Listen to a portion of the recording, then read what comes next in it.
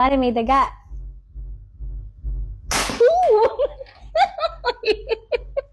Warning lang guys, ito ay yari sa hard plastic materials, kaya delikado ito lalo na sa ating mga daliri, especially sa ating mga kids.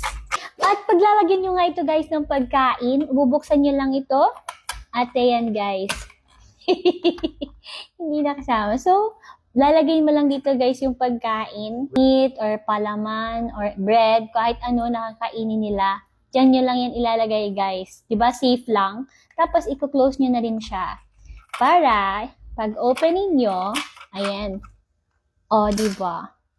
Naka-fix na siya guys. Hindi ko siya inatakot ako. Oh my goodness. Alright. Muntik na kalot guys. So, ayan. Kunwari may food tayo dyan. At ito na yung tiga.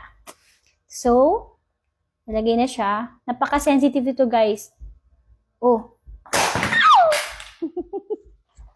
Hello, baka magising yung ano. Ha? At ito na, nahuli na natin yung daga. So, ano pang hinihintay nyo? Order na rin kayo.